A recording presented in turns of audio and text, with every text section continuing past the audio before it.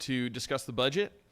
Just to lay out a little bit of the ground rules for this session, it is a special called meeting to focus on the work session for the budget, so there's no public comment during this. However, during the tax hearing that we're going to hold immediately following the work session, that is the opportunity for the public to come up and provide their comments on the upcoming tax rate vote. So we are not voting on the tax rate tonight. I do also want to reiterate that that vote will be on our regular August 24th meeting. So just wanted to be clear about that. So with that, we will call to order this special called meeting. We have 4 members here in person. We have 1 member that is currently out of the country and potentially trying to join remotely. So we'll see if she's able to join. But with that, I'm going to turn it over to Dr. Jones to start us on our work session presentation. Good evening. Thanks everyone for being here and for watching either currently or later on. We really appreciate your investment in our school system. It means a lot. And as we get started, we will be discussing this is to discuss our budget and to discuss the reasons that we need to hold the tax rate at 63.3 cents based on my recommendation as superintendent. This, of course, goes back to our strategic vision that the community helped us establish. And under that, one of those key pillars is stewardship. And Team Woodford commits to the careful and responsible management of facilities, operations, and processes. As your superintendent, I have committed to transparent, two-way communication.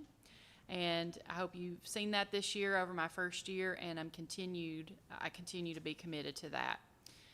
So tonight, we're talking about best practices for budgeting, and part of that budget process is setting a tax rate to make sure that we have enough revenue to move forward with our budget.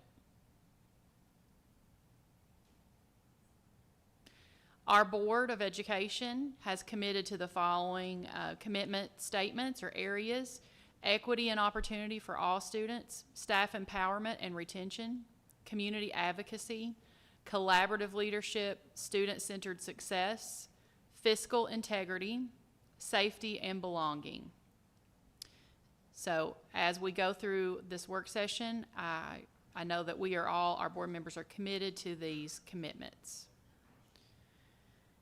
And in the educational budget, there are three phases of the budget process. The first is in January. By January 31st, the KDE and the regulations require that we pass a draft budget. And that draft budget is based on what we think revenue will be, but we really don't have a clear picture at that time. So that's a challenging process for school systems. But we did pass our draft budget. And then the tentative budget was passed. It has to be passed by May 30th by law. And then our working budget is by September 30th. And that working budget is based on then what we see for certain is coming from state assessment, state revenue, as well as our local revenue. So I feel like I should stand for this because this has been a year, but I want to recap the timeline of our work in continuing to balance our budget as a school system. So in May of 25, our board passed a working budget that would actually have been the tentative budget that would have resulted in a projected $1.8 million contingency. And that contingency is that savings account, or what's left over at the end of the year that is supposed to carry us when we don't have tax revenue. That contingency fund carries us through until local taxes are collected again in November. I began as superintendent on July 1 of 25, and our board had charged me with balancing the budget and bringing people together around a unified vision.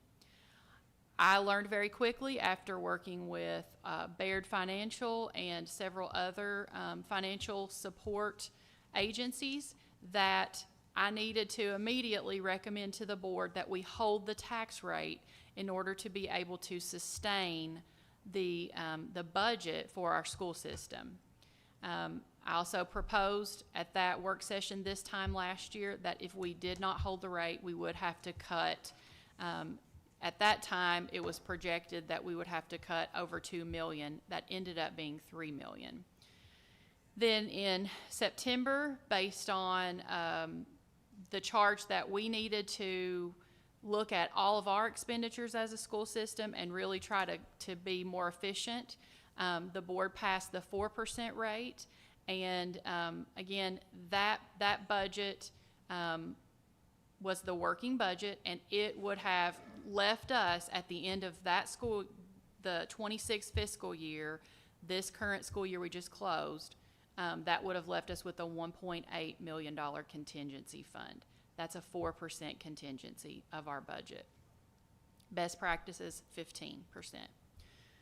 In October of 25, I started the budget committee, and I also started the transparency tab on our website to outline the budget committee's process and the board's conversations around where would the $3 million that we needed to cut for the following school year, what recommendations did the budget committee have for the board.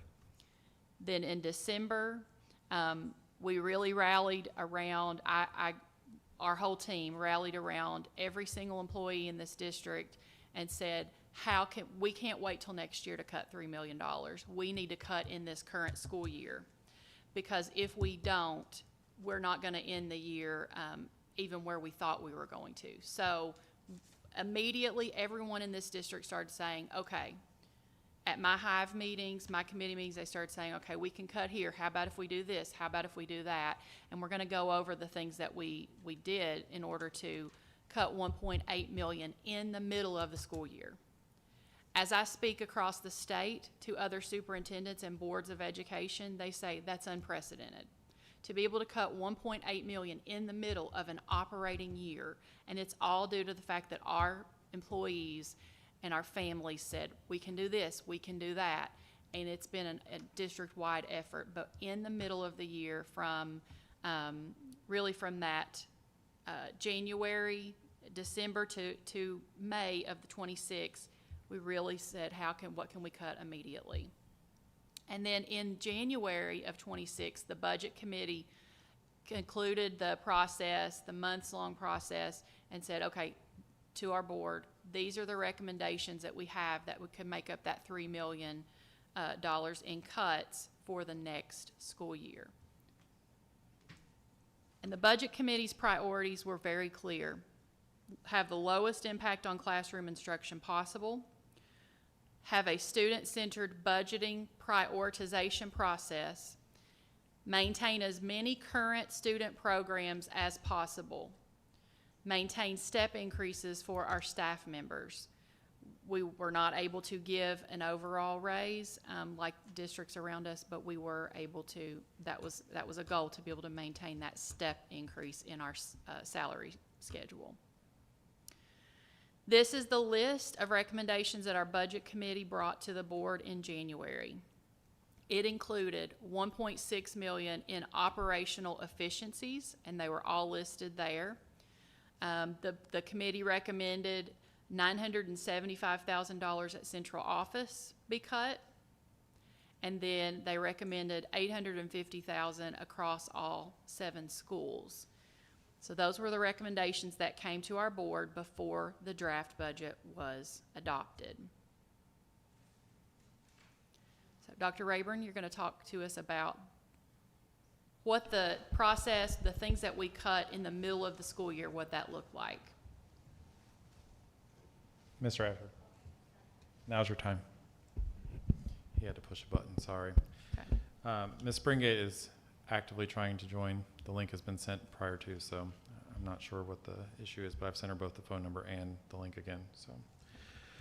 So during the course of the last school year, we have done the following. We put our heads down, we went to work, and that's kind of the way that we took this whole motto, is that we're going to put our heads down and do what we can to reduce our spending and to correct our budget.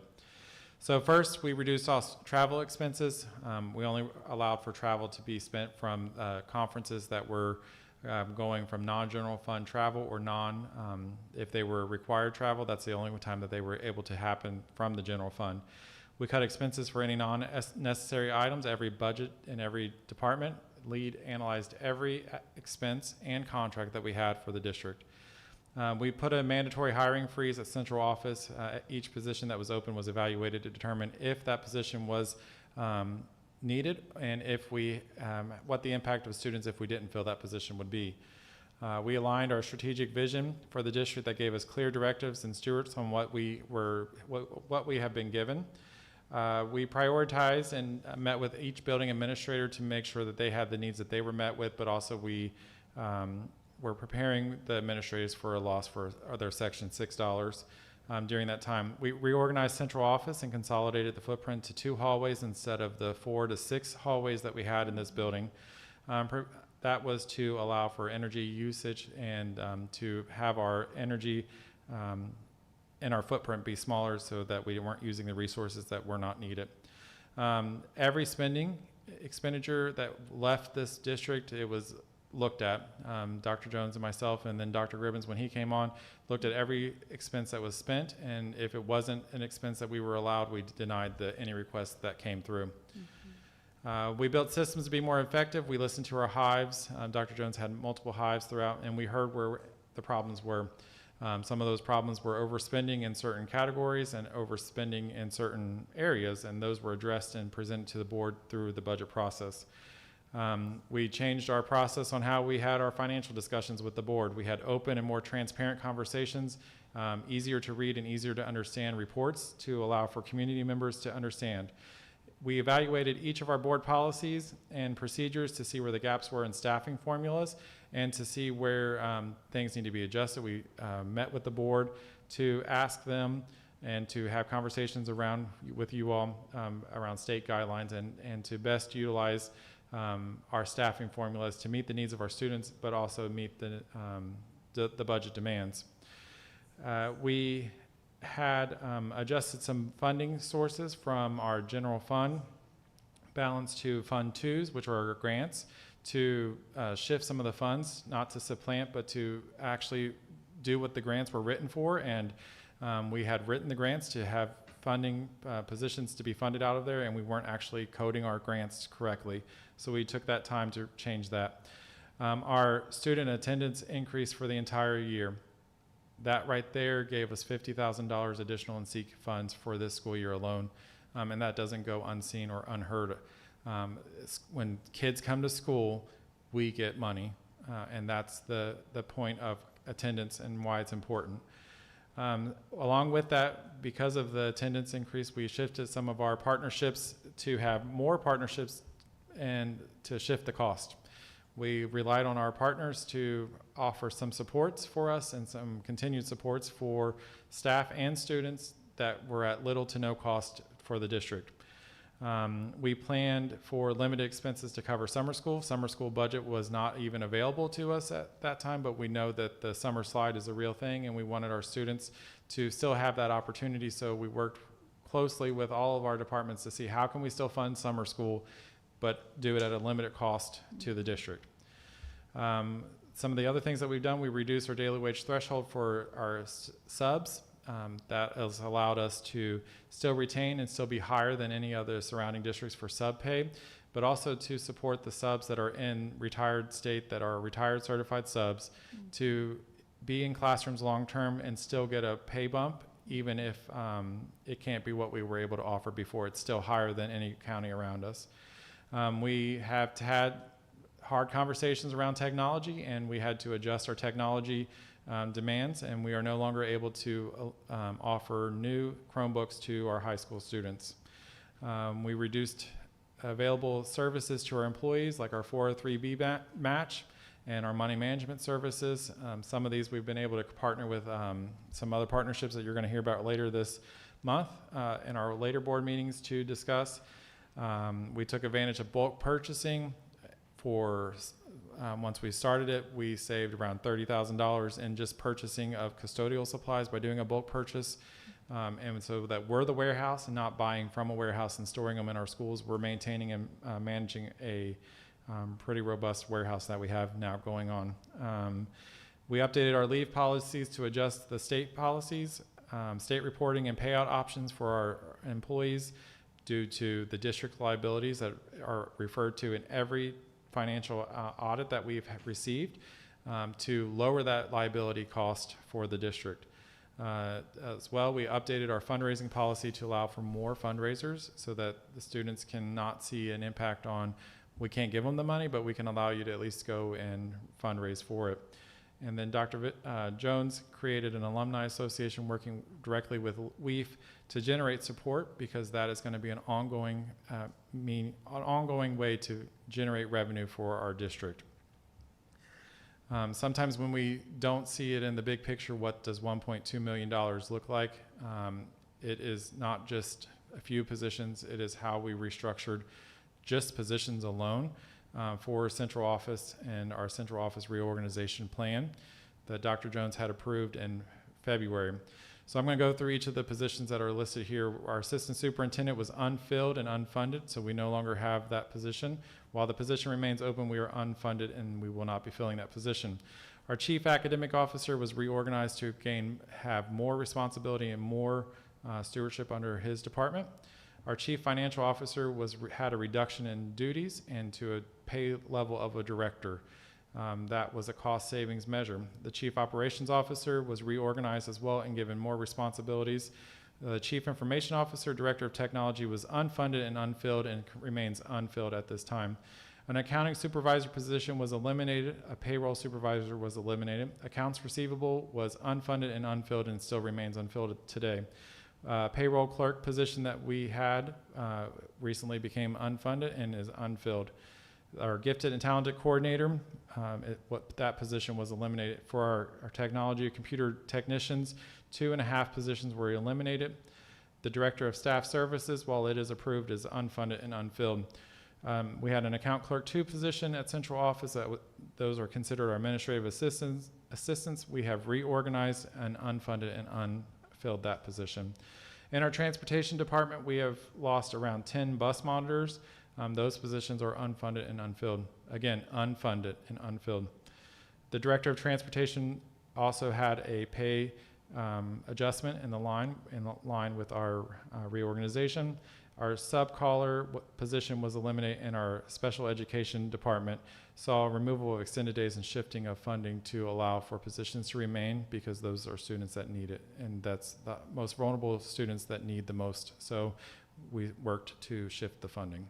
So what we've done and what we have accomplished is 4 slides worth of $5 million right here. I hope that we all let that sink in for a minute, because I certainly feel it. And I know that our team feels it as well. So, do you have a question? I was just going to point out, and looking at all the job roles, one thing people need to keep in mind is when you remove job roles or duties, the work doesn't go away, it just gets added to other people. And so what we ran into years ago was that people were overworked and underpaid. And so that was something that we tried to rectify. But obviously, when the tax rates continued to go down year after year, that you kind of hit a balancing act there. And so this is where we still see that the work is there. And that's why we're talking about this, is holding the rate and looking at how do we stabilize instead of, and I know you guys are going to get this too, but defunding, continued cuts that will impact, certain areas of the school system. And I'd like to point out too, like the gifted and talented coordinator was shifted down to the school level, correct? So it wasn't just central office that absorbed more duties, it was also some of our school, people working in the individual schools as well that absorbed those as well. Mm-hmm. So then, based on the budget recommendations and based on the draft budget that was passed in January, then we distributed school allocations, and there were cuts at all levels with school allocations, as well as the big one at central office, over $1 million. The tentative budget was passed by our board in May with a projected end-of-year balance. Well, this is actually separate from that. Tentative budget was passed at a 4% what it would look like with a 4% rate if that was passed. But also during that time, our balance, our end of the year balance, we ended the fiscal 26 year with 3.3 million instead of 1.8. So while the tentative and working budgets for last year were supposed to end in 1.8, because of the cuts that we all made in the middle of the school year, we ended with 3.3 million. And that certainly is not where we want to be. We really need to be back in that 8 to 9 million contingency fund at least when we end the school year, but we've got to build back to that. And so our end of the year balance was 3.3 instead of the 1.8. Do you have questions about that? Okay. So when I think about if we did not make those cuts in the middle of the school year, where would we have been by the end of the year? And we're talking over 6 months. So that's astronomical. Superintendents and boards across the state have asked me how we've done this. And I say it was our school community. Our employees and our school community and our board got very committed to it. So then in May, we looked at preliminary property assessments as they were looking. And I will say our PVA has been wonderful to partner with me and with Dr. Gribbins and Dr. Rayburn. Very clear, very just wonderful partnership. But when we started looking at that, it became really clear that we needed to start really advocating and educating our community on holding for the hive. And so we went to the Versailles City Council meeting in May, Dr. Gribbins and I, and we started there. And then we have launched 8 other additional community forums where we talk, we spend time with people, and we just talk about why we're advocating for that. And so today was our 3rd of a series of 8. We've been to Nonesuch, we've been to Midway, and we have been to the public library in downtown, and those have been really good. People have responded well. They've given us good feedback that we've taken and made the roadshow even better, and we really appreciate everyone that's shown up for those. So now here we are. We're at the work session, and then we'll have our tax hearing tonight. And then the budget committee will start back up just like every year. If I'm superintendent, there'll be a budget committee. And so our hope and our goal is that budget committee will be focused on what opportunities we can create for students, as well as continued work on efficiencies. So the question I leave with our community and with our board is, what will our legacy be? Do we stabilize our school system, or do we defund it? And that's as honest as I can possibly be as your superintendent. As I have labored and analyzed, I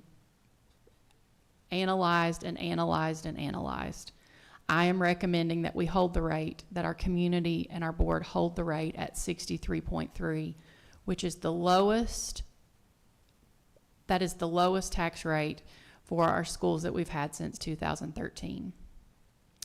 This would be no increased cost to 75% of our county. So 3 quadrants. And then for 25%, it would only be an increase if your property assessment goes up, not based on the school board's tax. This would allow us to stabilize our fund balance. This would allow us to build back up to where we need to be in the future. It really wouldn't be this year, but it's basically just for us to be able to stabilize and stop losing money. So I asked Dr. Gribbins, our finance officer, I said, what does this look like for our average person? I own property in Woodford County. I live in Woodford County. So what does that look like for someone like me? And we looked at the 4% rate, if we were to adopt the 4% rate versus holding the rate, that if a home, our average home value in Woodford is $355,733. So with the typical increase that's has been happening over the last 4 years, about 8%. Property assessments are going up anywhere from 8 to 12% over the last 4 years. With an 8.75%, the value of that $355,000 home would go up $30,000. So if we drop the rate for that particular person in that particular home, it would save them $8.72 for the year, which is 73 cents per month.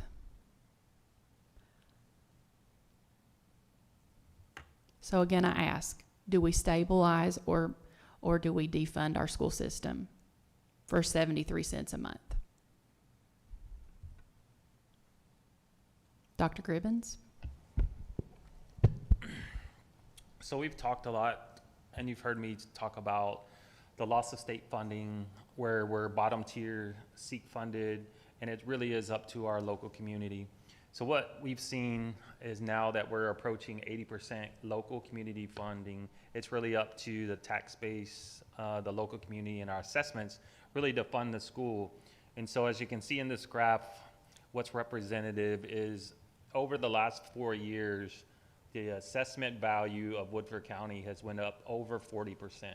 So it's really shot up, and that's representative of your green arrow. At the same time, when the state looks at the county and the assessments, they say, well, you have enough tax base that you can fund your own local public school systems, because we need that tax funding to go to those eastern counties or some of those counties that don't have a tax base. And so while assessment properties are going up really steep, our state funding is also going down really steep. At the same time, over the last few years, inflation has been, more than what we would want to see, the typical 2 to 3%. It's actually been a little higher than that over the last few years. And when you factor in that, you see that our local tax base and the funding per student coming in hasn't really kept up with inflation. And so that's kind of where we find ourselves today. You've seen this map before. I want to share again. Like, this is our SEEK per pupil across the state. Of course, lighter the color, the less per pupil funding. We are in the bottom 5% of state funding per pupil. So we are a bottom tier state funding, so we must be a top tier local funding. Dr. Gribbins, can I stop you for just a second? Yes. So when we look at the per pupil funding, it's $2,662 that we get from the state for an individual student, correct? Correct. I'd like to highlight that not every student costs the same. That is an average. We have some students that, depending on their needs, depending on the individuality of their needs, of course, that's an important piece of this, right? Because we want to meet every student's needs. And sometimes services like interventionalists and things of that nature are required to make sure that every student's needs are effectively met. And so that's an average of what we get, but that doesn't necessarily mean that that funds or even begins to fund doesn't, no. every single student that's in our building. And so could you speak to, as an average, and I'm putting you on the spot here, so if you don't have those numbers, that's okay, you come back to me. But as an average, how much does each student cost? Again, knowing that different students have different needs, and we have to meet every need of every student in every public school. So on average, do you have an idea of maybe what that costs? So I'm just trying to paint a picture of how much we Sure. actually get from the state and how much deficit in funding to meet an average. You can go to that graph, actually, the per pupil funding and how, Yep. really that And I'll talk to that a explains little bit, that. but you are, Yeah. even on the SEEK formula, so the way that it's a little bit complex, but there is special categories for like English learners, hospitality, all of those. And so you get the base formula, you will get more for those because it does cost more in services to support those students. But because Woodford County has such a high assessments, that number gets reduced and reduced well. and reduced. And that's where we come Yes. up and say we only get $2,662 per student. Well, and I think the important thing to highlight too here is we're looking at $2,662 per student that the state gives us to fund our schools versus an area where, let's look at one of the higher ones, $8,035. So that's, quite a bit, 4 times more. Am I doing my And math if you right? look at if you look at the white, the counties in the light cream color, Those are the least funded Yeah. with state funding in the entire state. And I have a slide coming Yeah. up that I can kind of show you as far as the funding, because it's very hard to say what does an individual student cost, because it is, are we talking about kindergarten, elementary? Right. And those Right. are all different moving Absolutely. targets, but I would say, just kind of, you'll see in the next couple of slides, it's somewhere between $10,000 and $11,000 per Mhm. student is really a good baseline estimate of what it would cost to offer the services that we currently offer with the cuts, Nothing extra. Nothing Nothing extra. extra. So as you want to offer different programs or different services, that cost would rise. Well, and if we look at $10,000 to $11,000 and you've got a county that's getting $8,000 from the state, there's not, I mean, of course, their tax base is lower, but, and that's why the formula is set up the way that it is. However, that county, that community is getting the majority of their public school funded. And I want to highlight, going back to even 2 years ago when we were looking at Amendment 2, public schools have to fund every student's needs. We have, regardless if there's one student on the bus or the bus is full, the bus still runs. Regardless if there's one child in the building or 200, the building still runs. We have got to fund every single person walking through, and we do not turn away students on, I mean, there has to be an extensive reason, whereas public schools, or private schools rather, have the capacity to choose what schools they admit into their building. So public schools, regardless, have got to fund the education of all, and that's an important part to remember. I think that our community, as well as all of us, should commit to that every child is worthy and deserves a robust educational experience, regardless of what their needs are. Yeah, and there was two major impacts to our SEEK funding this year. On the positive side, Dr. Rayburn shared that because our average daily Daily attendance attendance. went up so much, we actually saw an increase of what we got. Had that attendance stayed flat, we would have lost, you know, I don't even, we could have calculated it, but, you know, it would have been quite substantial, and that 2662 could have been 2400. And that's a testament to our families and our staff members. But, so both the cuts and the increase in attendance, those are our families, our caregivers, and our staff members who have committed to making sure students are there. For the EHOs, they get counted as attended when they have EHOs approved, correct? I'm sorry, yes. Okay, yes. Those are educational enhancement opportunities, so like college visits and stuff like that, yes, Yes. they would. So I Oh, think that thank you. that's an Yes. important part for people to remember too, that if you are going on a visit or something of that nature, to make sure you submit those, because it does not count as an absence. And then the second point that I would Hold make. on, Mr. Wilson, did you have a question? Yeah, Dr. Gribbins, the drastic decrease in state funding, that's not over. That's going to be every year. Yeah, as long as As long as our property- ours keeps going up at the rate or similar rate, then we'll continue to lose the state funding, because on paper, they look at it and say your assessment value in Whitford County is substantial enough that you don't need state funding to support your public Right. schools. Whereas another county who has a tenth of our tax base, they couldn't raise enough taxes. Right. One, it's usually in a underserved population where there's not enough wealth and they can't really tax them, so they have to have that state funding to support the schools to be able to give somewhat of an equitable education opportunity. And the other kind of mitigating or extenuating circumstance on that is, for this year, the state funding was only increased by 0.9%. So the rate that the state increased SEEK as overall was 0.9%, which is well behind inflation. So not only did they not fully fund it to inflation levels, but here in Woodford County, because of our assessments, we're getting a smaller and smaller portion of that as well.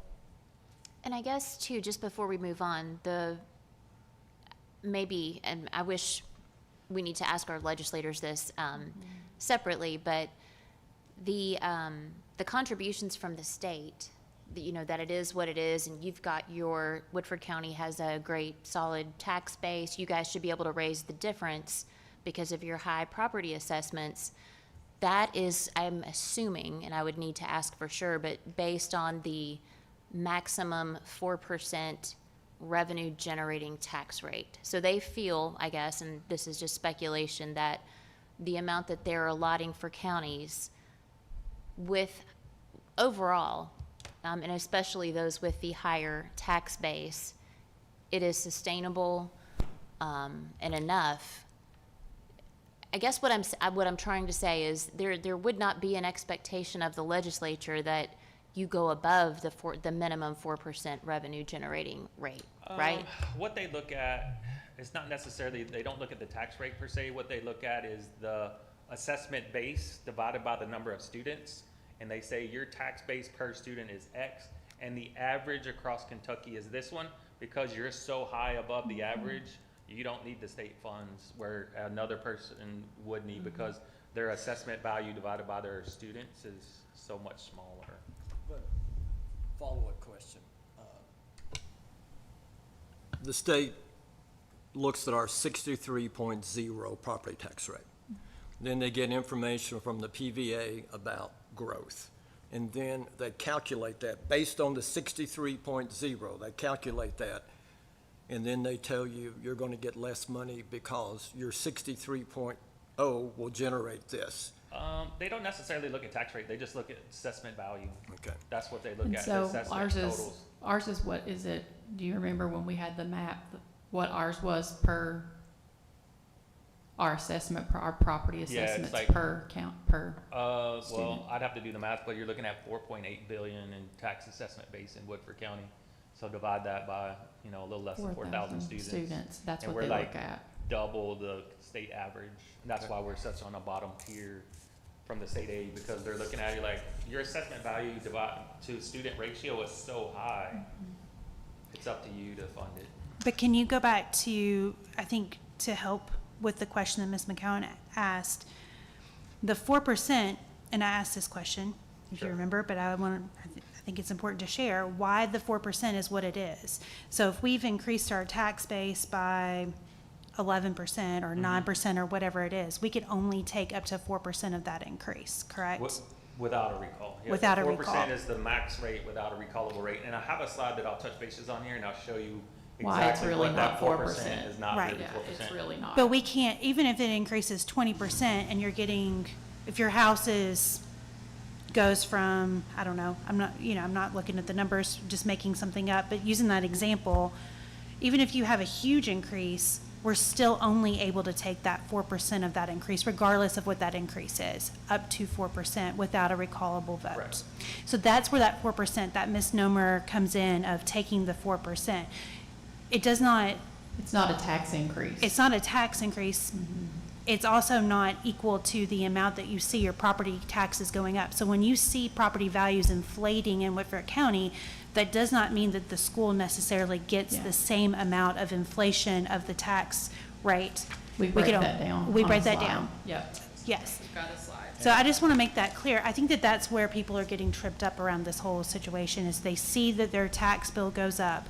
They think the school taxes are matching that increase. But in reality, the gap widens every time we don't hold the rate. When we take the 4%, we're only allowed to take 4% of whatever the increase is by law.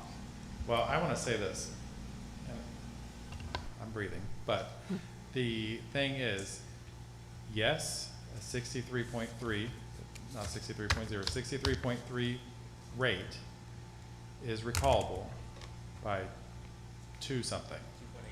2.8 cents. Yeah. Say that again for those in the 2.8 back. cents. 2.8 cents. That's what we're arguing over. That's what I 2.8 just- cents. Yeah. In my Yeah. first slide. Yeah. So $7 Yeah. or And 70 cents. it's recallable, A month. meaning Yeah. the county, people that can vote in the county, sign a petition. It's not automatically recalled.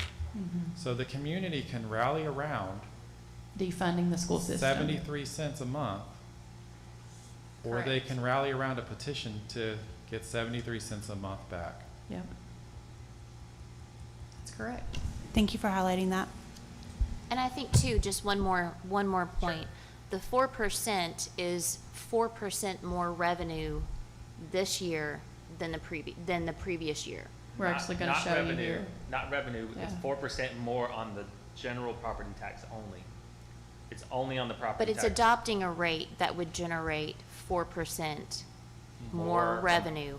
Not revenue, and this is what this slide is. It's only revenue associated with the property tax. So all the other taxes and everything, it's only Right. on the property Yes, tax. So you absolutely. generated X amount of dollars last year for property tax.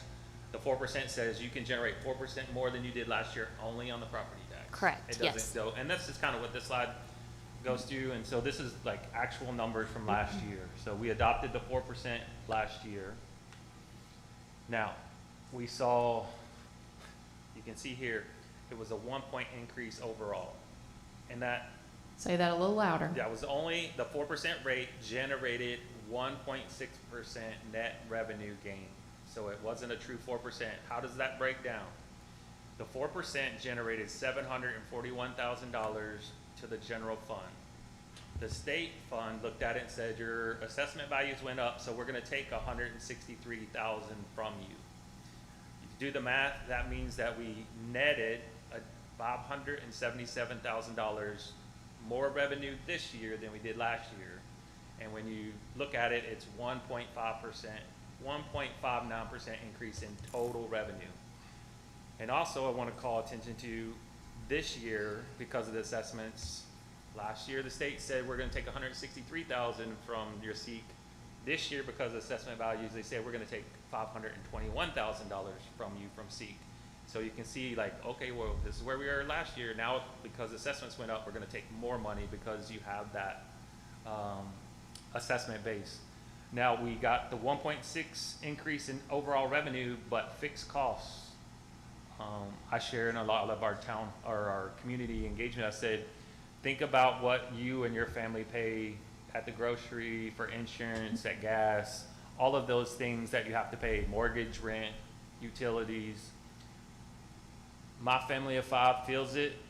Think about the family of 4,000 at the public school and the exponential increases that those cost. So just our fixed costs, things like whether we have 1 student or 10,000 students, you have to pay the utilities, water, trash, gas, propane, diesel, all of those things are fixed costs. During last year, those costs went up 8.4%. So when you start thinking about all of these things impacting, like, okay, your fixed costs, things that you cannot cut, went up 8.4%. And you only increased your revenue by 1.6% because the state looks at you and say, well, we got to take some of that back because of your assessment value. Factor in inflation, all of that really kind of paints the picture of kind of how those funds just don't really work long term. And if we had not, and we had held, like the superintendent is asking for this year, where would we have been at instead? We looked at it and I mean, it's hard to gauge, but we gave a good estimate. It would have probably brought in almost another $2 million, $1.8 million, give or take. And here's the reality, we would have still cut we Yeah. still would have cut Yeah. because we needed to cut, and we have. Like, we have cut Yeah. 10% of our budget. We have cut over 10% of our budget. But we would have been at a much better, like a stability, like having a fund balance that could sustain us, yes, So if we had held and cut, we would have been better overall. Yeah. a lot better. And there's Yeah. a slide later on that really visualizes it. And so this is what I share too. So over the last 2 years, the local economy has grown the assessment base by over 23%. That didn't translate to 23% increase to the school funding. What that translated to was 5.5% increase in our local per pupil funding. So, Over 2 years. yep, 2 years, 23% growth community assessments, 5.5% in local per pupil growth. But- That's gross. Yeah, that's netted out everything. Yeah. So now, when you look at the inflation over those same 2 periods, you have CPI, which is your consumer price index, which is the government says, I'm only gonna look at these commodities and I'm gonna say this is the inflation rate. I like the personal consumption index because it measures what people actually buy, what I buy at the grocery, what we buy at the grocery, or gas, or whatever we buy. So those 2 rates over the last 2 years, CPI 8.4% inflation, PCE 9.2. With that 5.5% growth factoring in those inflation numbers, that means we saw a net decrease in per pupil funding between 2.9 and 3.7%, using whichever one of those inflation indicators that you like. So roughly 3% defunding our schools per pupil. So just to kind of reiterate, and maybe you're getting into that here, Yeah. but I mean, when we think about the 4% revenue increase that we're talking about for property taxes, by taking that, it sounds like we're going to make more money, but in reality, when you look at the actual costs, inflation, everything increasing, we are going to lose money per student if we keep the 4%. Yeah. If we hold the tax rate to the same that it was last year, which will not increase anybody's taxes that they paid for 75% of the county, minus the 25 that hasn't been assessed yet, that's what we're looking at here. And I keep going back to that, 73 cents a month that it's gonna, cost people to hold the rate. When you add that up, we're talking about people's jobs, we're talking about student programming that we can hold on to if we just hold the rate and basically have people pay what they paid last year in taxes. So I just needed to say that. And that 70 cents a month is only for the one quadrant that got reassessed this year, and only for the population in that quadrant that saw an assessment increase. And that's only if their house was worth 300 and some thousand and it saw an 8%. So roughly what it works out to, even if it went up $100,000, you're talking $28 a year. So even if you were a small percentage in that one quadrant and your house went up $100,000, it's $28 a year, $2 a month. So if we take the 4%, what's the tax rate? If you take the 4%, the tax rate will go from 63.3 to 60.5. So 60.5, 63.3 to 2.8 60.5. So 2.8 cents on the dollar Yeah. That's that nice. it 2.8 raises cents on the 100. on $100. So, okay. So that's basically what we're saving. You want to go back to the slide, my original slide? We'll go back to, Well, the reason why I asked that is because before, when we took the 4%, just to give you an idea of how it continues to go down and how it continues to defund our schools every time we take the 4%, the rate last year, not this year, not the 63.3, but the rate last year that we took, before we took the 63.3, it was 67.5, what was it? 0.3, yeah. 0.3, 67. 67.3. I have it in another slide, 67 and some change. Okay. And then the year before that was 70.1. Okay, so when you take the 4%, it's not raising, it's continuing to go backwards, which continues to underfund. And that's why we get, if the next slide, I'm sure, shows the gap that continues to grow because we continue to And underfund. in the same tone, let's say this, let's say someday our property assessment stabilize. Yes. We're back to the 2 to 3% growth. That's been typical before COVID.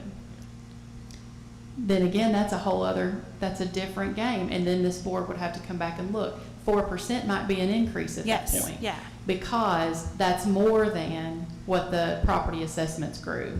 yes, And it's so complicated. Yes. School, because, we've got wonderful people here tonight who are magistrates, other elected officials, clerk. The way that taxes work for our county government versus our city government versus our school system, it's so unbelievably different. And that's why anytime that the fiscal court or the city councils, give us any type of partnership, just like our EMS program, our fire program, we couldn't do that without the partnership of the county and the city. We couldn't have Falling Springs without the partnership of the county and this. Like, there's so many things because the county and the city budgets have increased. Their revenue has increased, where ours really does not. It has not increased at a rate to keep up with inflation. And we've gone backwards as a school system. But I also made a commitment to cut, and I've cut 10% of our budget in 1 year. So I see both sides of it, and I promise you, stewardship is what we're dedicated to as a superintendent and a school board. And the easy rule of thumb is anytime your assessments go up greater than 4%, and if you take the 4%, your tax rate will always go down. If your assessments go down or below 4% and you take the 4%, your tax It's a rate will go raise. up. Yep. So just the easy rule of thumb, like what was the assessment increase year over year? If it was above 4%, you take the 4%, tax rate down. If it's below, it'll go up. And also, we only have 2 funding sources. State and local. State, our property tax rate, and our SEEK funding, where our local government, county government, you know, they have multiple revenue streams, whether it's occupational taxes or other revenue streams. So they have multiple streams that kind of support them. So that's where it's a little different in school funding. And so kind of back to the question of kind of what it costs, I like to focus more on the funding revenue side, because at this point where we've cut so much, it's like it's no longer a spending expenditure issue, it's a funding problem. And so this is looking at FY24 and projecting out. So you can see that green line, that green dotted line. So if we were to fund our students per pupil at the $9,800 level, each student in FY24, using a 3% inflation, which is very conservative, you can see every year where that green goes. And the further you go to the right, the gap between the blue 4% rate and the actual cost or funding level that it would be back in 24 widens. And that's basically just on 3% inflation. So if we take this year, if we take the 4% rate, we're looking at $10,471 total funding per student. That's SEEK dollars and our local tax dollars together, so that's our 2 funding sources. But if we wanted to fund it at the same level 2 years ago, we would need to be at $11,130 per student. Now, if we hold for the HIVE at the current tax rate, you can see that it doesn't quite keep up with inflation, but the gap is much smaller, much more manageable than it would be had we go the other way. So instead of the 10,471, we'd be about 10,815. So not quite the 11,130 to be at the same funding per pupil as we were in FY24, but gets us closer to where we want to be. So when you talk to PVA, when do they expect our property values to stabilize instead of continuing to grow? They can't really. It's hard to project. So the way that I like to explain it is the one quadrant, we talked about the one house. So the one house got reassessed, $353,000 average home in Woodford County got reassessed. At the current rate that SEEK is saying that our property values is increasing at 8.75%. So that house went up 30,000. So that 30,000 gets added to our total assessment base. However, if you go on, we were looking earlier, if you go on Zillow or Realtor.com, there's a lot of new houses. Most of those new houses are selling for $500,000 or $600,000 or $700,000. When that new house sells, it's $500,000, $600,000, $700,000 total that goes into that assessment. And so the new house, because there's lots of lots that are in various stages of building, every new house adds substantially to your assessment base, because it's not just a reassessment. Now you're adding $300,000, $500,000. Or we were looking at one house, there was one farm. So 2 years ago, it sold for $1.4 million. It's listed for $4 million today.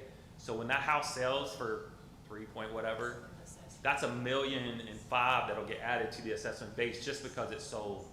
Because it's based off the kind of the current value, which is like 1.4, but it's listed for 3. So that's how that assessment increases so much here in Woodford County, because of the new growth. And that's what, I don't see the end of that for the next couple of years. Yeah, because we have like 1,000 houses coming online, correct, Yeah, in the so- next 5 years? With all the housing coming, we're not seeing the students coming as well. Mr. Asher has spoken many times to the board and told the board multiple times that our enrollment has increased over the last 20 years by 100 students. The houses that are being built are not bringing families with students. Or to- those students are being homeschooled. There's other options now. Like if you think about the difference in But what I'm being saying able is they're to. not coming to increase our SEEK potential because of those. Unlike other entities that have the ability to gain taxes and other funding mechanisms, we have SEEK and we have property. That's all we have. And we're not gaining SEEK because more students are not coming. And it really boils down to, I mean, if you go out there and look at the average home price today, it's like, it's hard for a new family or a small family, a young family to come in at that price point. Or, to your point, if they are able, then maybe they homeschool, or maybe they're going to like St. X or something, And you I never know. will say, we do not lose Very, a that many. substantial amount of students to Done. private or home. We do lose some, of course, but it's not compared to other districts around us. It's very minimal Yeah. because our school system is really great. Yeah, and I just think it goes back to the property value. I mean, it's, you know, it'd be difficult for, you know, 20-something family of two to come in at that price point unless, you know, they could find some affordable housing elsewhere. So that's kind of the paradox, like, hey, the growth is great, assessment's great, real estate market's going nuts, but you kind of price out some community that would love to be here, I'm sure. But that gives you a picture of kind of like the gap, like, okay, just a 3% inflation rate, which is very tame. I mean, that's really where, if you look at all the economists, or if you listen to the news or federal government, that's really, they want it between that 2 to 3% range.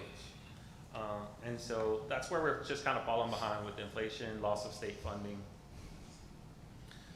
So here's kind of the rate. So we were 67.3 last year. So this one shows, so this is the tax rate all the way back to 04.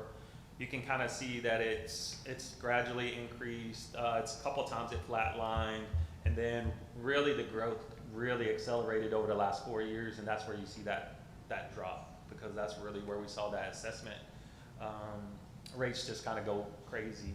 You know, we're talking double-digit percentage increase year over year for 4 years.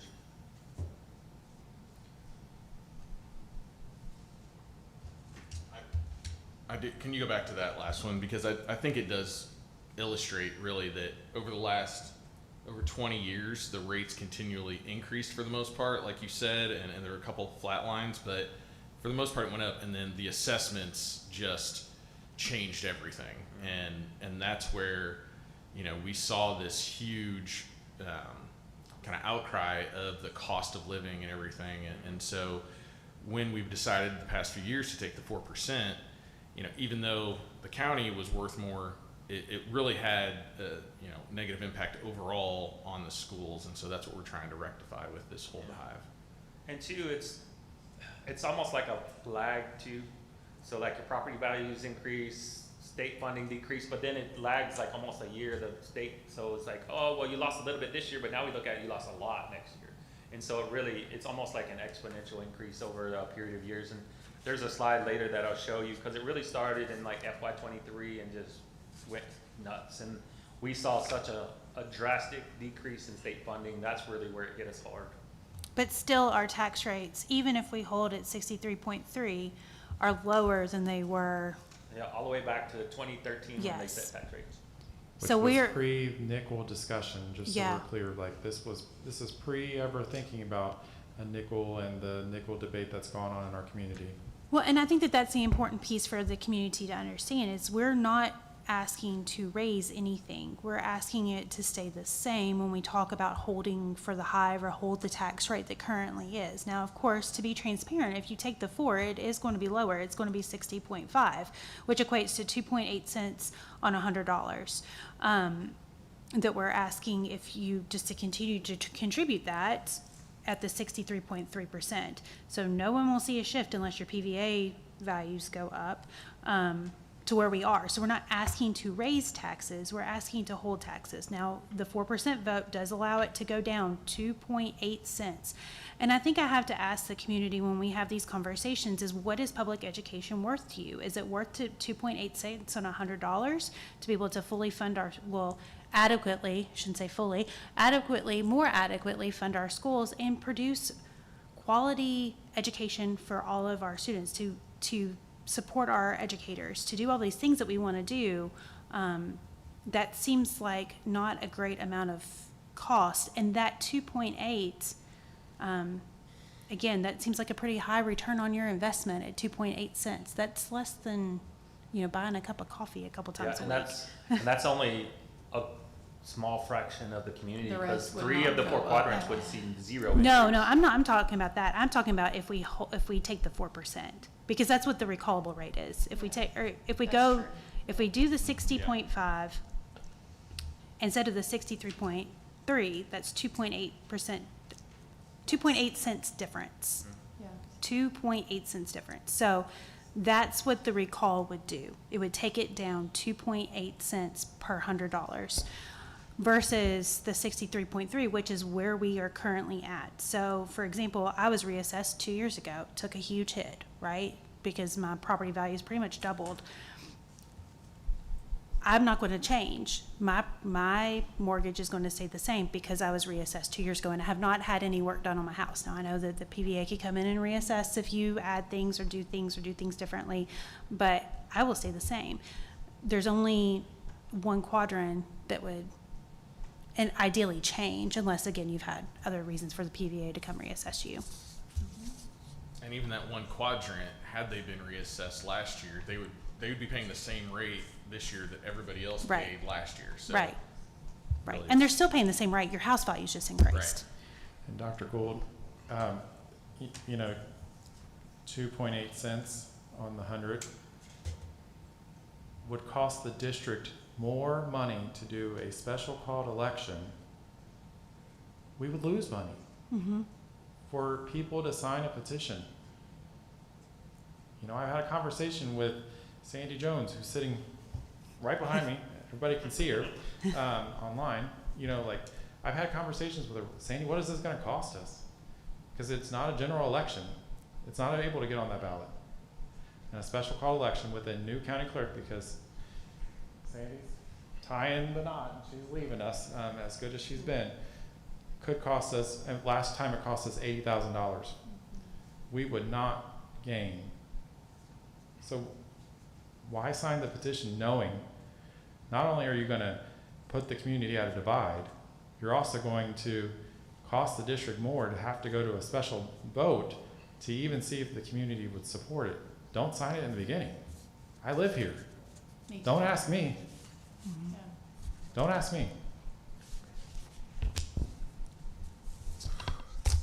So we look at the tax rates across the state. This gives you a snapshot. Of course, the same kind of principle applies. The lighter the color, the lower the rate.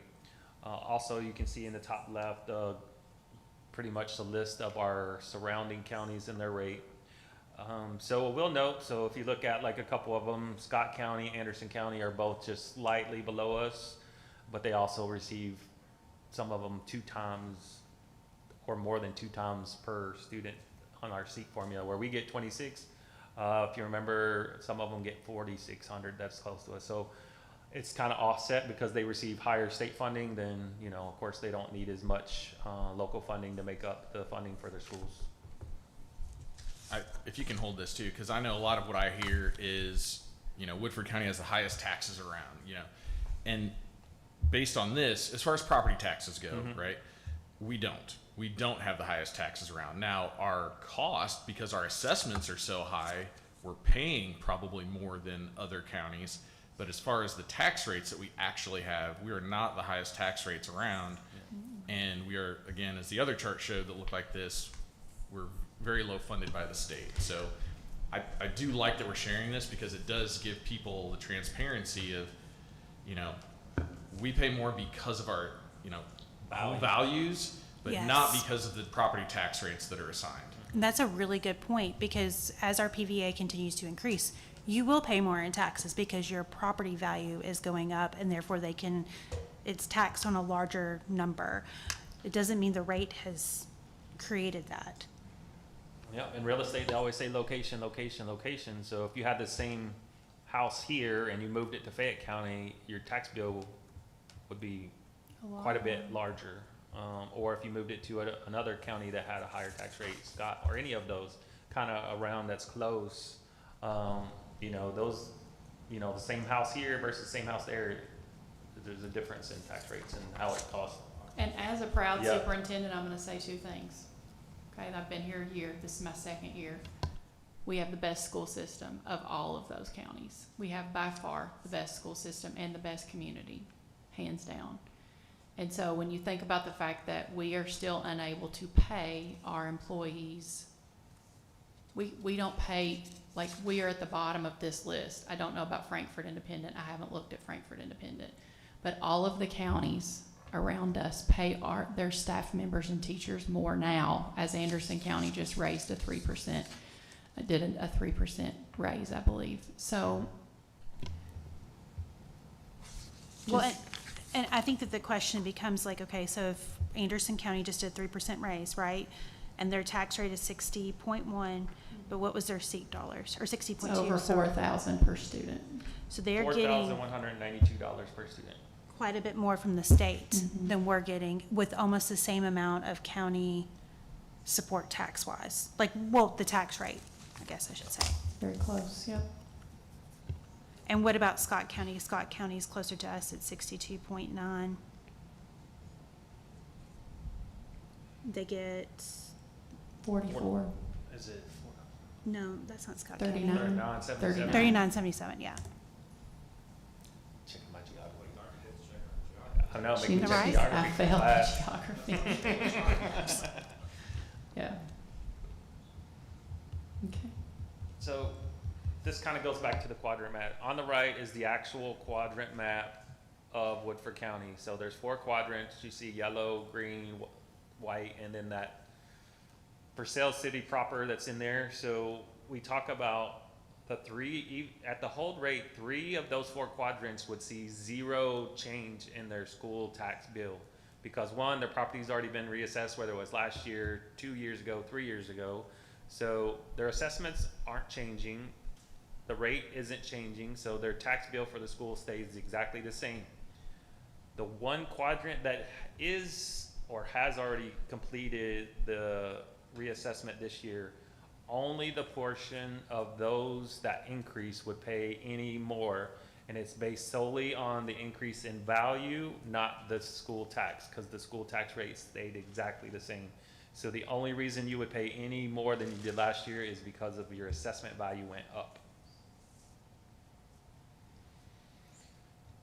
So the last 3 slides that I'm going to get into, I want to share really kind of current state, where the outlook is, and kind of how we got here. So there's 3 things that you'll see on the next 2 graphs. It says 1 is the bank balance. So that's cash in the bank. So this is all cash, not just general funds. This is ETC money, all of the funds that we have. So all the cash that we have in the bank. You also see the revenue, which is in blue, and then the expense lines in red. So a couple of things that I'll always show is that our expense will always outweigh our revenue every month except for November. So we get our tax infusion, which is almost 80% of our funding in November, which comes from the local community. We then have to take that money and have to make sure you budget it, because you have to live off of that payment all the way till next November. So if you look at this one, so this is last year's, if these numbers are at the end of the month. So if you look at July, there was $9.7 million in the bank. On July 31st, there was $9.7 million in the bank. Then if you look at August, it went down. September, it went down. And we get to October, we had $1.8 million in the bank. And then we got our cash infusion in November from our taxes. And then that balance will continue to go down again. So think about where this shows you. $9.7 million at the end of July. Fast forward to today. We started this July, the end of July, $4.8 million in the bank. 9 million, 4 million. That's a $5 million difference lower. Now, if you look at it, current projection shows, and this is where we brought up, we're looking at some bridge in September and October, is that because that balance started so low, where we haven't been that low in previous years, we no longer have enough cushion to make it till we get to November, till we get that cash infusion. But on the positive note, because of the cuts, because I'll show you in a minute, we also had a one-time fund transfer of almost $700,000, which is why we were able to balance the budget this year, which is not going to be there next year, because of all of those cuts. So $5 million in cuts from last year to this year in expenses, a $700,000 one-time payment means we have a balanced budget. So when we end June, we are projected to have $8 million in the bank. It's not quite 9 million last year, 11 million the year before that, but it does put us in a better position than what we would have been in. And the reason I say that is this was more clearly represented. So you can go to our AFRs on KDE and you can pull these numbers. This is basically says, okay, when you submitted your annual financial report, what was the balance that you had in your general fund, which basically is the cushion contingency that you have. So in FY23, we had a 21% cushion, $10.6 million. In FY24, it went down to 15%, where we had $7.9 million in the bank. And then FY25, it went down to 13%. We had $5.5 million in the bank. Last year, we were budgeted to end at 1.812 million. But with the cuts, we were able to end at 3.3 million. Now, the only reason that we got to a balanced budget, you can see like 3.3 last year, we're going to end 3.3 this year. And the only reason we're able to do that is because of the cuts, the $5 million in cuts year over year, and the $700,000 transfer. That $700,000 will not be there next year. And had we not saved that, had we not cut, then we would have been in that red area. So we could have been ending the year somewhere below the 4%. And that would have put us in a next year, we could have been in the under 2, and then that would not be a good position. The state would have to come in and take a look. Could you remind us what the $700,000 transfer one time was for? So it was a little over $670,000, and it was from the building fund, capital outlays. And so So we the were able to, contingency from the two Yeah. BGs. yeah. And so it's in the budget for this year to balance it. And the legal requirement for our contingency fund is that we have to have at least 2%. So, which 2% is not enough to carry you very far. I don't think it covers a month of payroll. But as you can see here, we are in danger of going even below that, which if a district falls below 2% in their contingency, the Kentucky Department of Education steps in, takes over essentially the board's role, and they make the decisions on cuts, budgets, everything. And I don't think anybody wants that to happen. You would rather have, you know, the people that know what's going on in the district and the schools themselves to be able to make decisions on what their staffing needs are. Yeah, and I'll go back like to this slide because, you know, I wasn't here, but, you know, each of you were here during the fall of 25. So you know how tight things got in the fall of 25. And we started with a decent, you know, $8-9 million balance. So just think about that. Like, we need to be at least $10 million starting contingency to say this amount of money will carry us to July, August, September, October, until November, because that's where you really need to be. Otherwise, that's where we come into this year where we're looking at, well, we're gonna have to bridge over sometime in September through October to get us to we get our tax deposit. Can you go back to this? Can you explain, one more? One more. Go back one more. Oh, forward, Oh, forward. sorry. That one. I said back, I meant forward, this one. And I know that we've had conversations around this, but I know that there's a lot of people, hopefully, I'm hoping are watching this and taking in this information and making informed decisions themselves. But can you explain, because if you've not tuned in before, if you've not been to a board meeting, you may not understand why we have such a slope from FY23 to FY26. So can you explain that? Yeah, I think there was a multiple of variables there. Number one, property assessments went up exponentially in 23-24. So that's where you saw the big fall off in state funding. That was one. And I think at the time too, there was a kind of a salary increases to try to keep up with the market, because you want to retain and attract teachers. And I don't know exactly what it was. We could go back and look, but you know, those compounding things, because they compound year over year. It's not just a one-time cost. So you lost a lot of state funding. You had some salary increases, and then that compounds because a 3%. Let's just say it's 3%. I know it was more than that. But say 3% salary raise this year plus step, and then that gets exponentially. So maybe it's only 4% this year, but if you even gave no raises the next year, you're still going to see an increase. And that was just an example. We did not give that No, this year. that's just an example. We did not give I'm any just- raises across the board this Yeah. year. Yeah, this year, none. And the other thing, and this was what the budget committee, Sarah McCowan was a member, advisory member of the budget committee. Our personnel costs were about 89%, and that's way too much, and that's why we cut it. That's why I cut it. We cut it. The board cut it.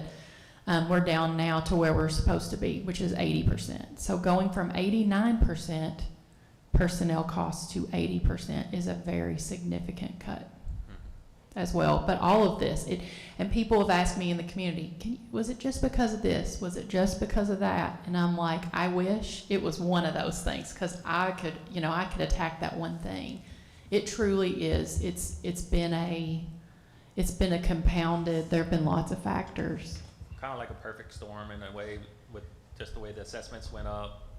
I mean, if you were to look at 23, you're like, hey, we have a 21% budget, great, or 21% contingency. That gives you leeway to expand programs, offer raises to your faculty, attract teachers, all of those things. That's where you want to be, because then you can do all those things. But then, you know, as the assessments still went up, you lost more seat funding. Maybe, you know, we didn't see the revenuing that we thought was going to come in, or maybe the expenditures, you know, things happen, roofs happen, and those costs that you don't budget for, you gotta replace the roof. You can't just leave it leak. So those things are unseen. And when you don't have as much of a cushion, then it's all contingency spending or debt. And so that's why it's always, if we can have a 15-ish% contingency, that helps you to respond to those things, helps you to expand programs, offered salary increases, replace buses, refresh technology, new curriculum, all of those things. When you're in that scenario, which I wish we were having those conversations rather than these, but we will operate with what we got and where we're at right now. Well, and another thing that gets said in the community a lot of times is the high school caused this, the new high school build, and can you speak to that? You want to speak to that one? It's like you were in my mind, Dr. Golden. And that's really weird. I mean, it really was. Like, I was just thinking, like, I have heard so many times from people standing here, also reading posts on Facebook and other social media, that the high school is the reason for this. The high school is not the reason for this. As a matter of fact, we don't spend any general fund money on the high school. The bond payments that we pay for the high school come from the nickel taxes that have been equalized already. We already pay that. That's not part of our general fund.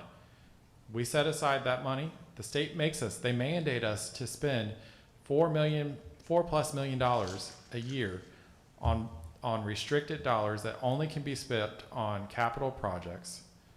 We can't go and take this money and magically have $4 million sitting in our budget to go out and buy certain things. That $70,000, Ms. McCowan, is part of that money. 700, sorry. See, zeros are hard sometimes. $700,000 is part of that money that we're able to take back because we didn't spend it all. But even still, it's restricted to, you have to use it for your liability insurance, which is what we're going to have to pay for. It still doesn't cover, it's $800,000+, but that money is restricted. So the money for the high school bond payments, the money for the 2016 bond payments that we're paying for renovations for HVAC at 2 of our locations, the money that's being spent on those is bond payment money from restricted dollars, not general fund. We couldn't even touch it. We could not even. Ms. McCowan knows that. We're just, when we go Yeah, no, through, I was saying what it was, like, specifically. to be honest with every single person watching this, just like you, we care deeply about the students and the staff in our school system, and we get really passionate about it. And I don't even know at this point how many hundreds of hours we have spent going line by line by line to make sure that we are doing everything we can possibly do, and we are continuously committed to that. Yeah, it just makes Efficiency us is sad. top priority. Makes us sad when we see community members saying that we're not doing enough. Yeah. Like, it really does. Like, we're not doing enough when we are actually making cuts. That is what the community asked us to do. But yeah, that's the high school doesn't cost us anything. We actually are saving money because it's a more efficient building on utilities than they were sitting here in this building. And KDE would not let us remodel this building. They wouldn't let us touch it. The renovations that were required for this building to keep it a floating building were not allowed. KDE said you had to build a new building. We were forced either build the building or live with what you got. And we did. And it didn't cost us, and it doesn't cost us. One quick thing before we move on, when we're talking about how our our balance went from way up here at 21% to where we are now. I think it's important too to look at the time frame, and we had COVID dollars. Yeah. That gave, I think, some people a very false sense of security. So, Yeah. That would have been 2 years ago when the balances were even higher because of the COVID. I think it was the end of 2025 that they had to be closed out? I mean, there were a couple of different phases, but that also It's a good point. convoluted Yeah. things. Yep. So, And to be honest, I was in a district leadership position in a different county then. What really was recommended at that time was to make one-time purchases rather than, and so staffing. So, because that's staffing is a recurring cost. And so, that's just reality. And so, some things that I really want to call attention to. So we know that this balanced budget today that we're talked about was built on the 4%, but only because we were able to make the $5 million in cuts, and only because we had that $700,000 one-time fee. So what that means is, that's just, even at the hold rate, that is just continuing operation at the cut level. That doesn't mean you get to add any new programs. That doesn't mean you get to buy a new bus. That doesn't mean you get to refresh any technology. That is status quo with $5 million with cuts. Keep in mind, coming next year, you're not going to have the $700,000. So already we have to cut $700,000 straight out the gate because that's not coming. Then you factor in inflation with our insurance. Just one of our insurance was over $800,000. Those fixed cost increase of 8.4%, we're probably going to be about somewhere close to that again next year. What we're looking at is, okay, well then, based on those things, we're going to need another $1.2 million cut next year to stay at our current level with no new programs, no new anything. And we're 4 buses behind at this point. Yeah. We have not purchased buses in 2 years. So that's what I want everybody just to kind of let that sink in a little bit. Like, yes, holding the rate will raise substantial more revenue than the 4%. To give you an idea, if we take the 4% rate, you factor in the loss of SEEK, you will get net revenue of about $400,000, a little less. It's about $400,000. If you hold the rate 63.3, just because of the assessments and everything, you will net revenue about $1.7 million. So you got $400,000 or $1.7 million to go into an operating budget. Even with the 1.7, that is nothing new. That is, we do what we have right now. No new positions, no technology, no buses. That's just status quo. And I really want to emphasize that, because even at that level, looking forward, like, okay, well, we still got to cut next year. We're still going to have to cut next year because it's a funding issue. We're at a funding issue, and we've cut, from my perspective, there's really nothing left at the central office you can cut. So any cuts from here forward is directly impacting students in the classroom. So when you say cuts next year, are you talking about this upcoming budget that we're working on improving, or the budget after that? I just want you to clarify. FY28. Because this year, current budget, we're built on $5 million worth of cuts and that one-time payment. That's the only reason that we've gotten to the current budget is balanced. Like, we are at a balanced budget. Expenditures, revenue equal out to 0. We'll have our final numbers. I'm waiting on final numbers from KDE. That's why I want to make sure I have all the final numbers for them before the vote, so that way you have the most up-to-date information before you vote on the tax rate. Because You know, the initial came out and said it could, 8.75 increase. They could come back and say it's 10, or they could come back and say it's 4. We don't know because we don't have the final number. So if it were 10, then our state, like the state revenue would go down even more. Yeah, so we'll find that out. We're supposed to have it in August. And once it hits my desk, we have 45 days Mhm. for the board to vote a tax rate and resubmit back up. And then it has to be finalized, the budget in September. So holding the rates a step in stabilizing the budget, not, like you said, not any new programs, not refreshing anything. That's just to, That's no new rate. Step that's one to no raises, stabilize. That's nothing. yeah. To me, what I like to say is that's the funding floor, establishes the floor for our student. So that way, moving into the next years and year beyond, we start building off the floor.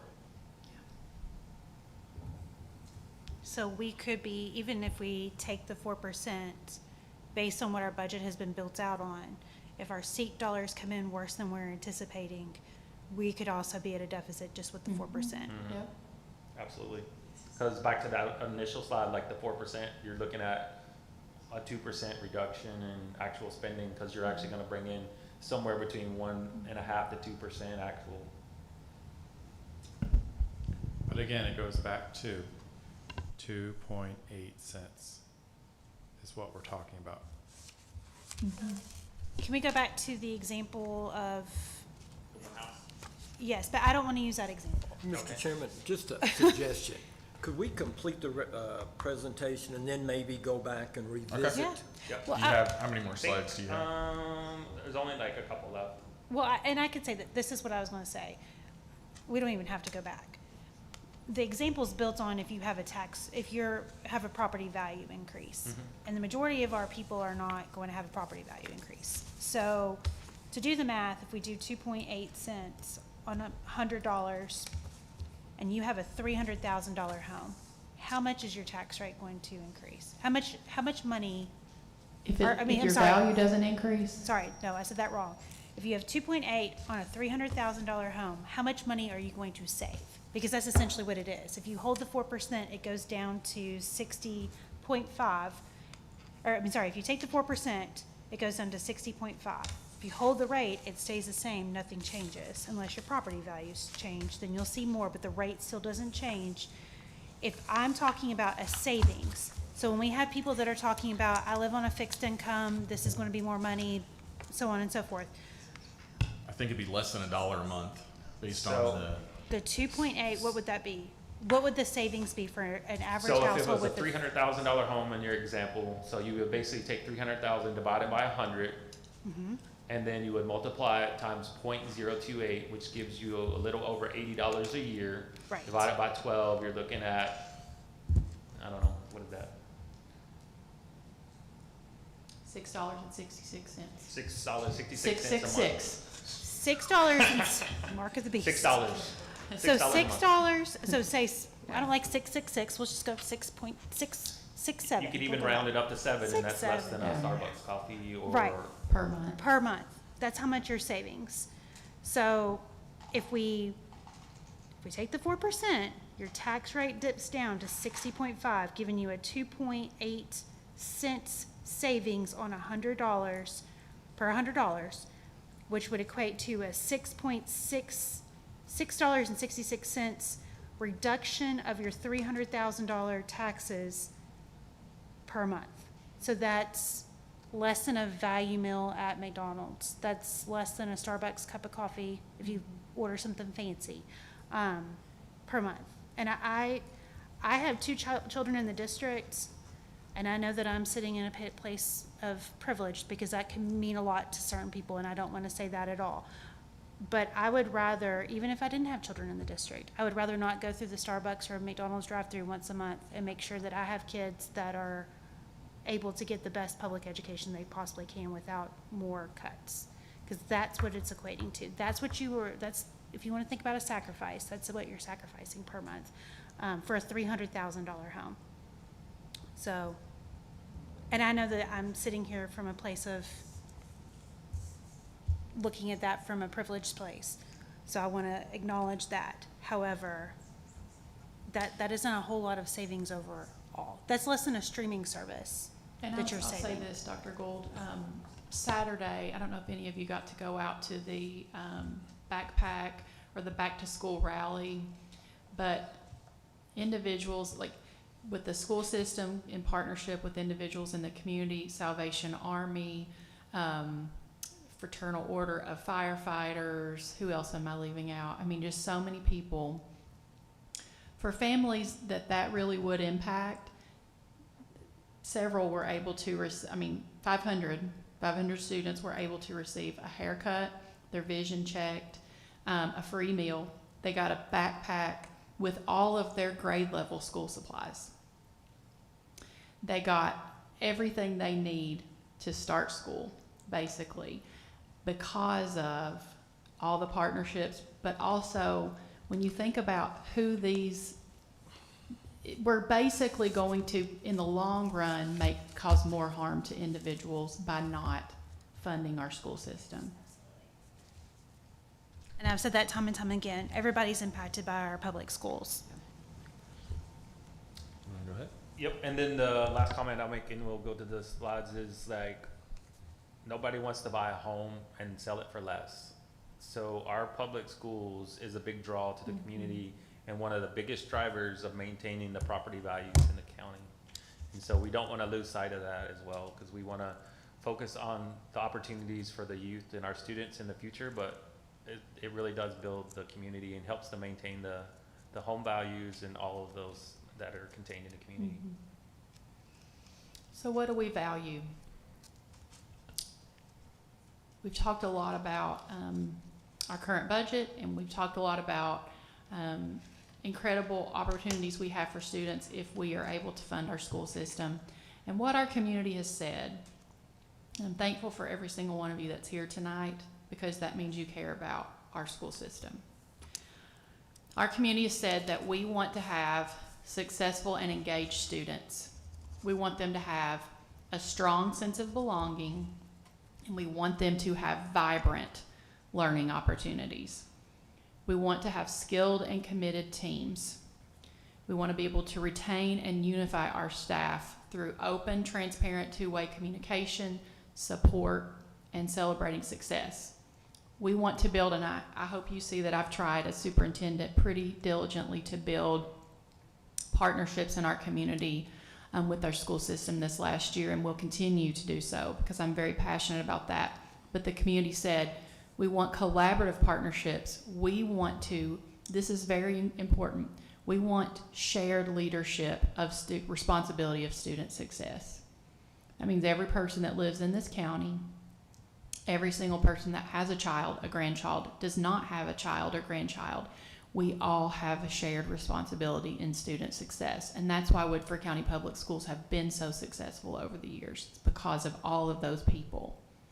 And then stewardship. This is a big one. As I've gone throughout the community and I'm gave the opportunity for every employee to round with me face to face, stewardship was a big one. We want our school system to be transparent about how you're using your funds, how you are looking to be more efficient, and how you are being good stewards of the buildings that your community paid for. Our community paid for the buildings that we educate our students in. So how are we taking good care and being good stewards of those buildings? Those are the pillars that we are working toward achieving. And the mission, why we exist, is to grow or cultivate portrait-ready learners by offering a safe and engaging environment, and by harnessing the dedication of staff and the support of our community. That's why we exist. And when we said portrait ready, what that means is students who are resilient learners. They don't give up just because things get hard. They're resilient learners. They're empathetic communicators. They listen as well as responding. They're reflective collaborators. They're creative problem solvers, and they're responsible contributors. And if you know our students, you know that they are all about contributing back to our community in Woodford County. So when we think about what we're asking our community, we want to safeguard our academics, support for academics, smaller class sizes, top-tier instructional materials. We purchased a new math program this year. We did not have the money to do so out of general fund dollars. We were able, and also Midway Women's Club donated, and those funds helped us be able to purchase the training and the resources we needed to make sure that our students K-8 have the very best math curriculum, and our students have those resources. CTE pathways. In my community sessions, people say over and over again, we need more CTE pathways, more college and technical pathways for our students. And I agree with that, and we are passionate about that. One of the things our community needs to know is that we lost a partnership with Fayette County Schools. They no longer allow us to send our students, Woodford County students, to Fayette County Schools for those CTE pathways. So it's up to us in Woodford County to create those for our students. And that also translates to when I need an HVAC technician, that they can come to my house. We have people who have businesses, live in Woodford County, and are trained to do that.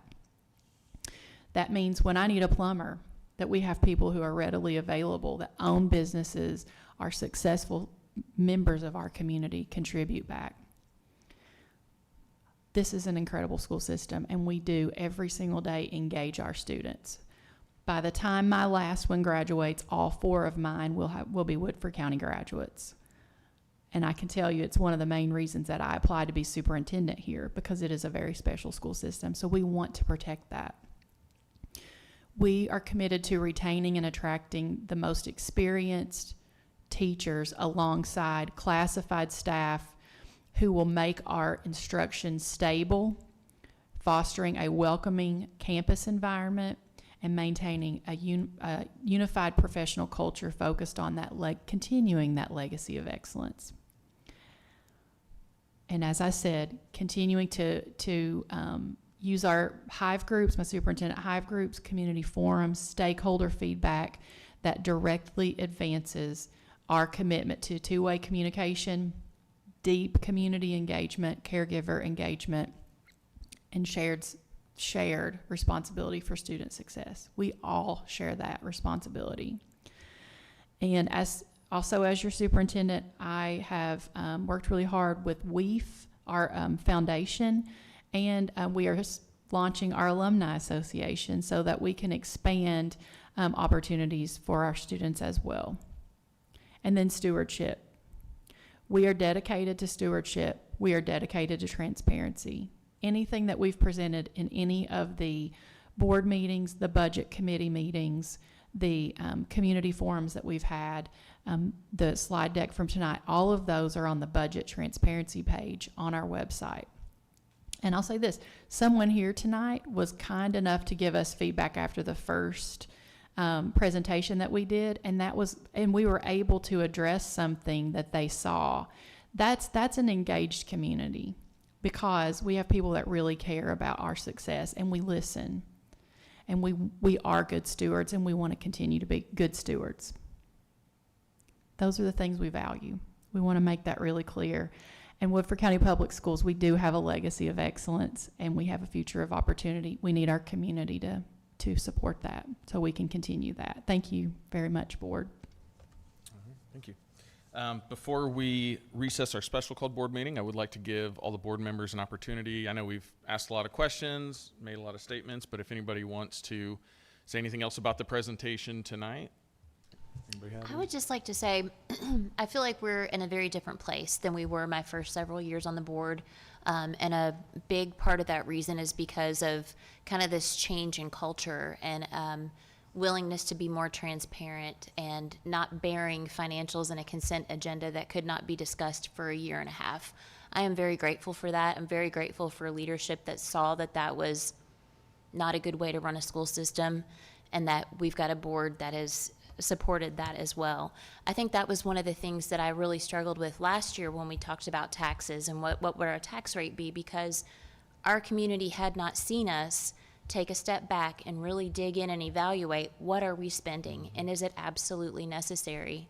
So this last year has been full of deep deep dives into every expense.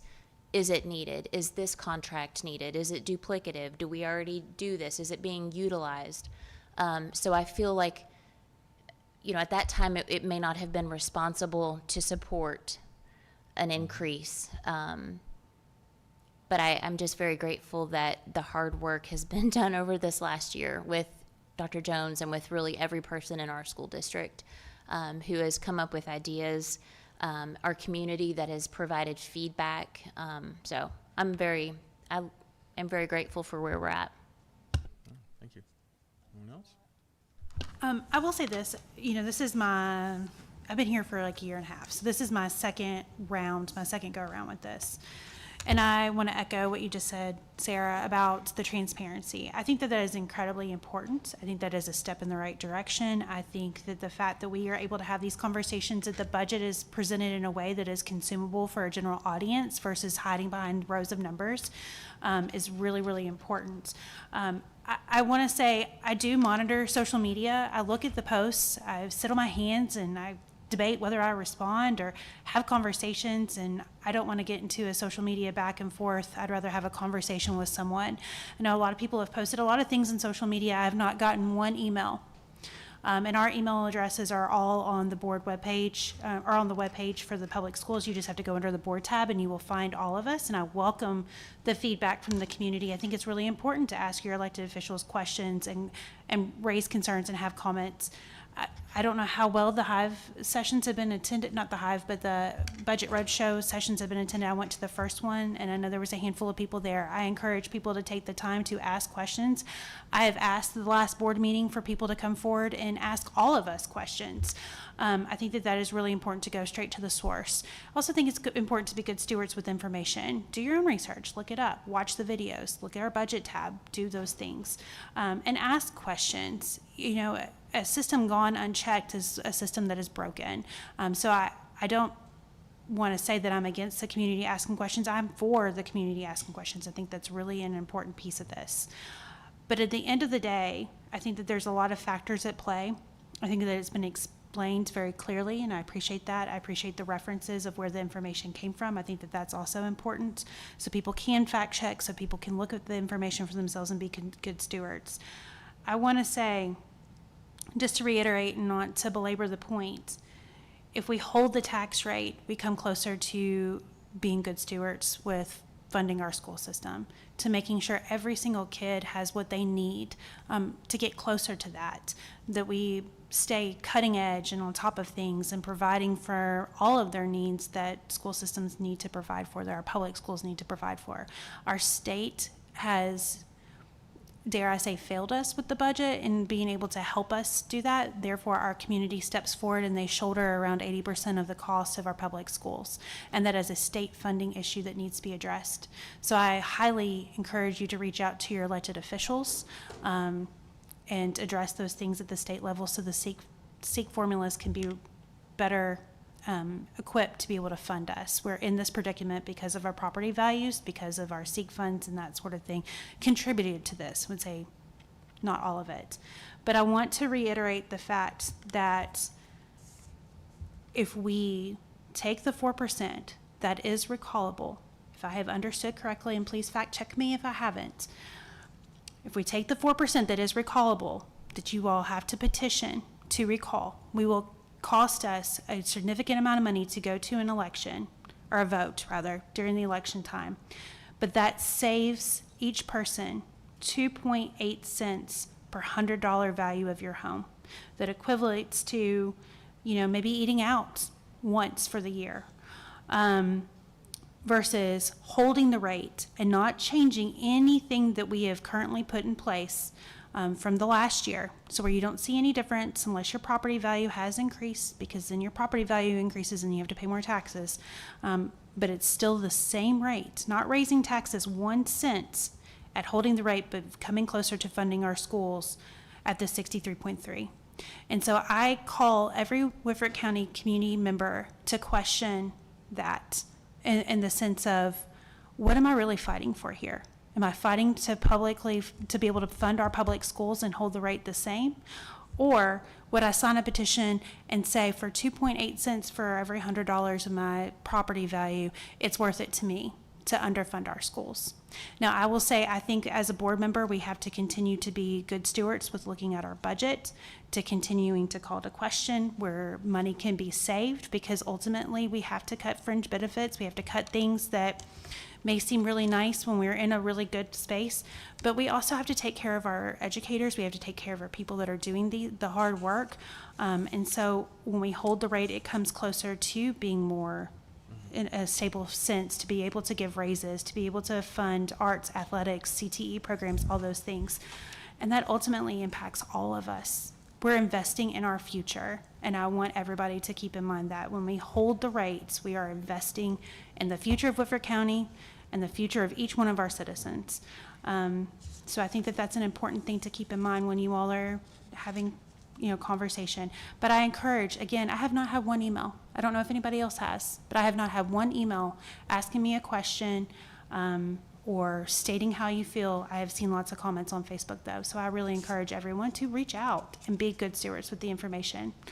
So, that's Dr. it, Gould, that's my spiel. I'll clarify the recallable holding the rate would be recallable. The 4% is not recallable. Mm-hmm. Right, yes, So, exactly, yeah. yes, sorry, I apologize. With my spiel, I got a No problem. twisted, so thank you for correcting that. That's why you hold each other accountable, that's an important piece. So, yes, recallable versus hold. Everybody else? Good?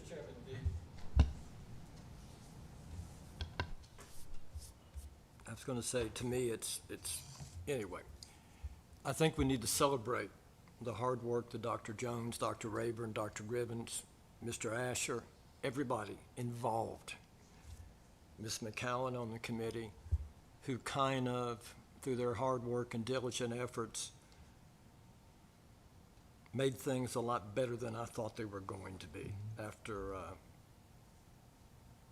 with less money coming in. I think they have done a great job in getting us to a place to where we will be in a situation we don't have to raise taxes. Nobody's asking us to raise taxes, Dr. Jones or those people. We're in a situation where if we maintain our current tax rate, we will be able to provide our employees, our teachers, our students, our community, what they want in an educational system without raising taxes.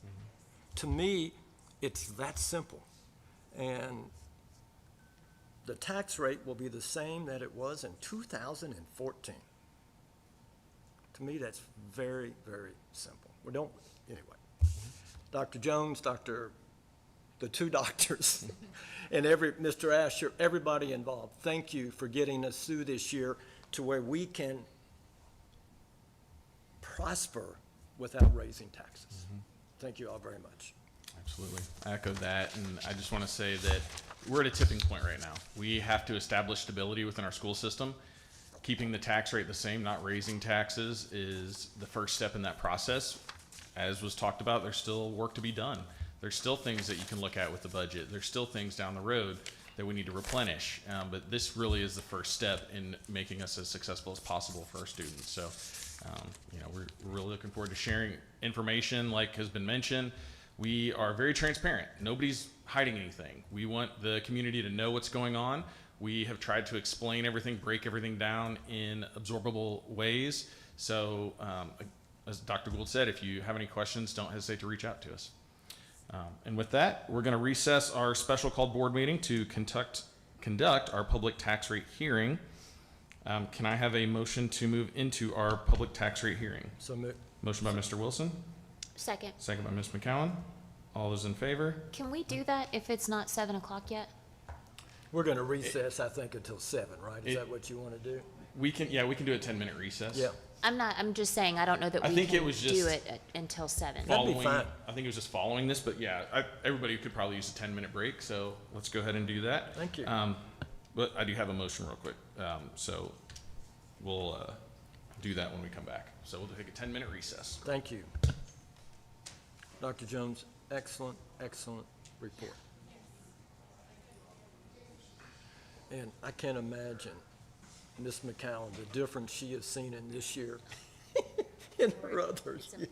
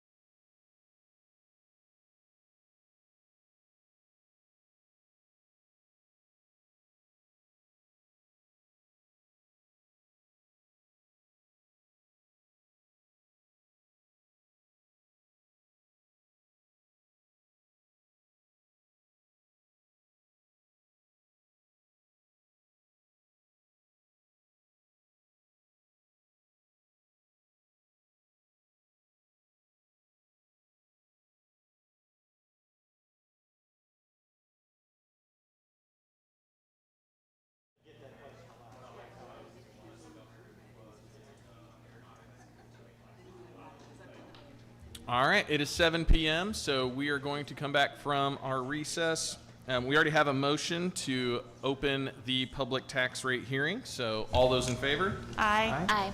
All right, so the public tax hearing is open. This is an opportunity for the public to provide any comments if they would like to. We did not have anybody sign up for public comment, but since we do have people here, I know you've sat through the budget work session, so if anybody would like to come up to the podium and make any type of comment or statement, we'll invite you at this time.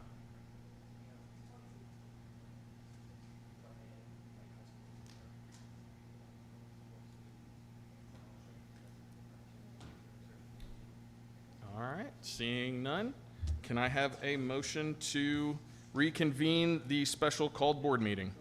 Motion by Mr. Wilson, Second. second by Ms. McCowan. All those in favor? Aye. Aye, excuse me. All right, so we are back in our special called board meeting, and now can I have a motion to adjourn? So moved. Motion by Mr. Wilson, Second. second by Ms. McCowan. All those in favor? Aye. Aye. All right, thank you all for being here. Appreciate it.